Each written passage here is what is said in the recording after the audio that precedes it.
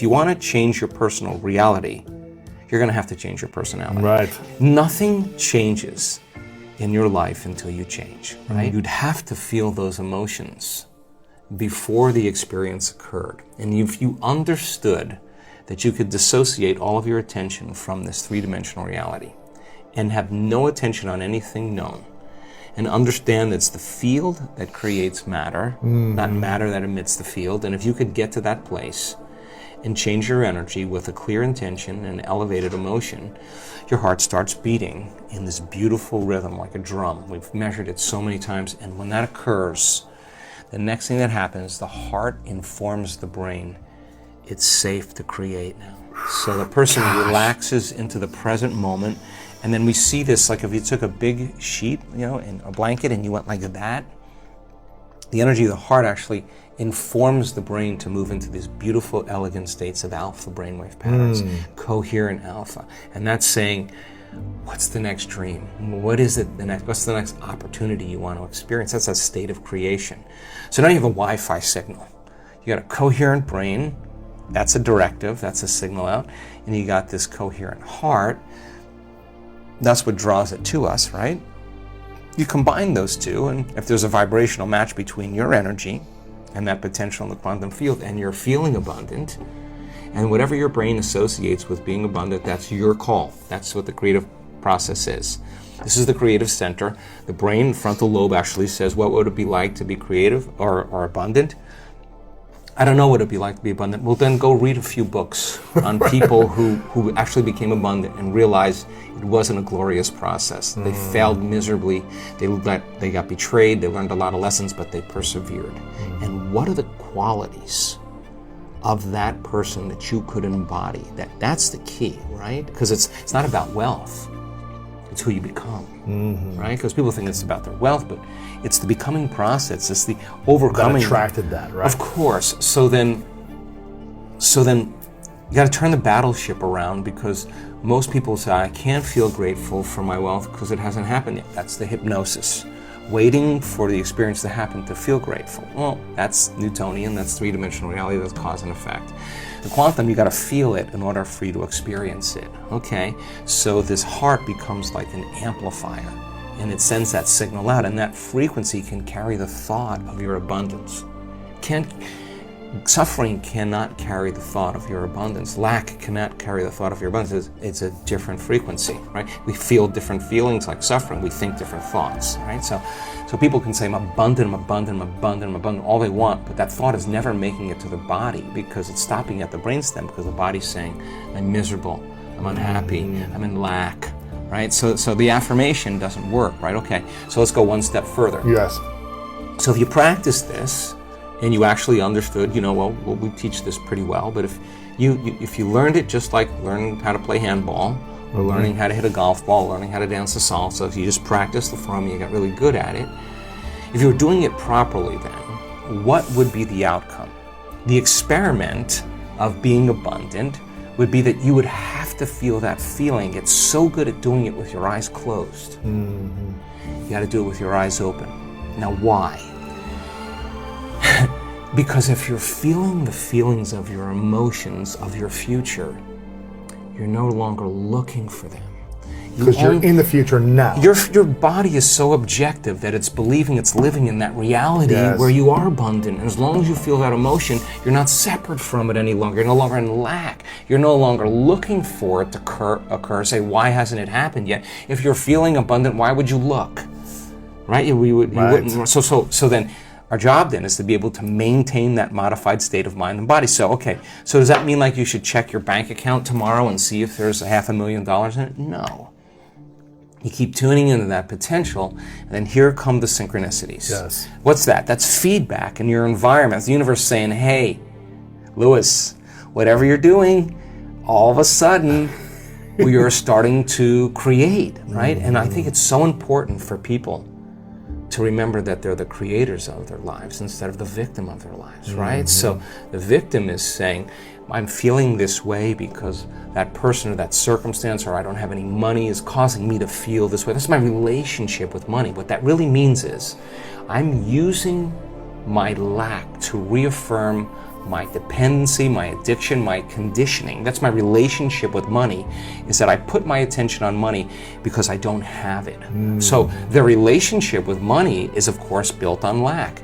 And so when they don't have it, they feel bad. And what they're really saying is, my outer environment, my reality is actually controlling the way I feel and the way I think. So Louis, why are you in a good mood today? Things are going good. Why are you in a bad mood? Things are going bad today. So this unconscious program of victimization is saying that we're allowing our environment to influence the way we feel and the way we think. Isn't that what victimization is? And the stronger the emotion we have to our lack, the more we put our attention on the fact that we don't have it, right? Yes. And so then the person has forgotten that they're creating reality, because what they're creating is lack. And they're creating more of it. And then they try harder and they force harder and they control more. And they're more exhausted and their body's tired. And they're breaking down, and right. So the experiment then is, let's try it another way. Let's create from the field instead of from matter.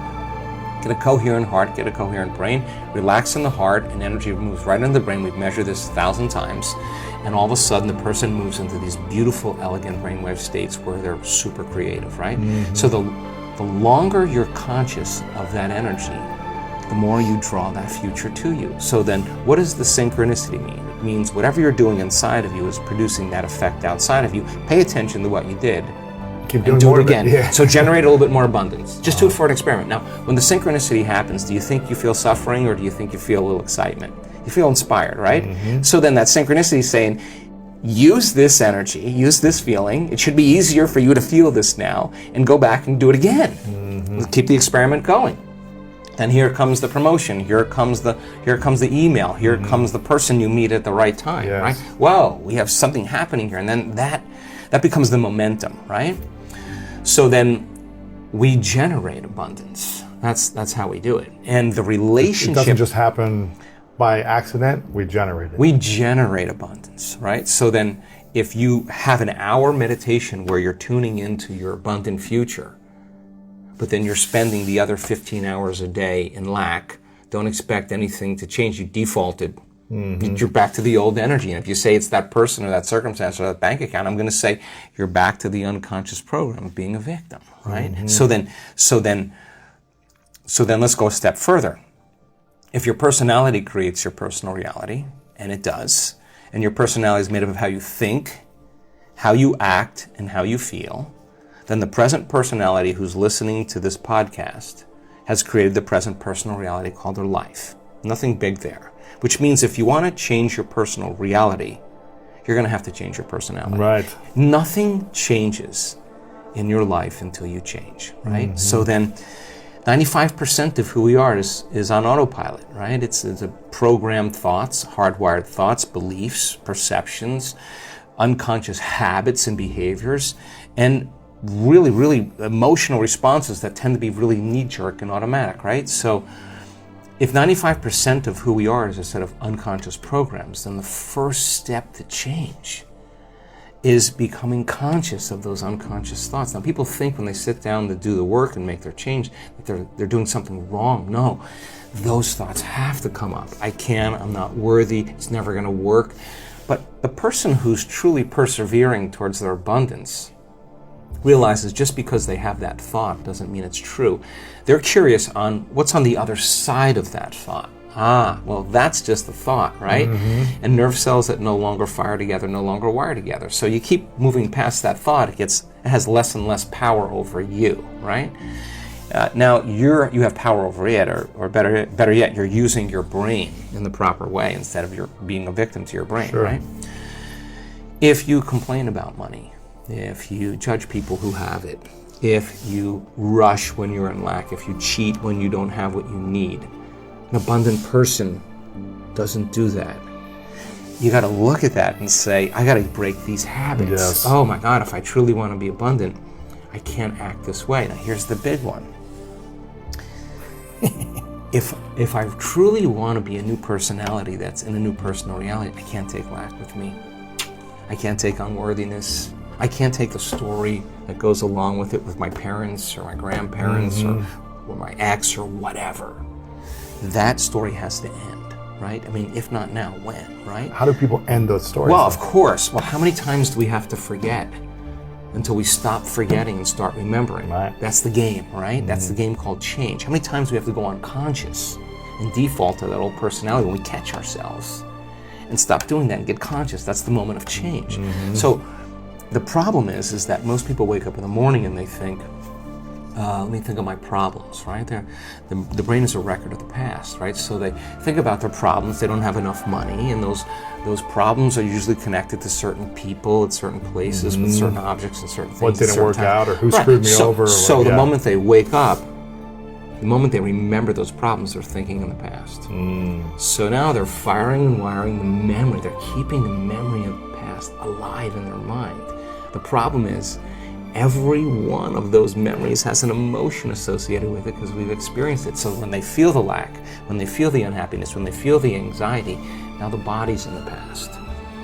Thoughts being the language of the brain, feelings being the language of the body, how we think and how we feel creates our state of being. But the conditioning process starts because conditioning only needs a thought and a feeling, a memory or an image and an emotion, and a stimulus and a response, and you're conditioning your body to become the mind of that emotion. And now the memory's not in the brain. Now the memory's buried subconsciously in the body. And the body becomes the mind of that emotion. So the body is living in lack. And it's believing. Is that through the nervous system, or is that through neurochemical, the cells, everything. So the body's so objective that it does not know the difference between the real life experience that's creating the lack and the emotion that you're creating by thought alone called lack. The body's believing it's living the same past experience every day.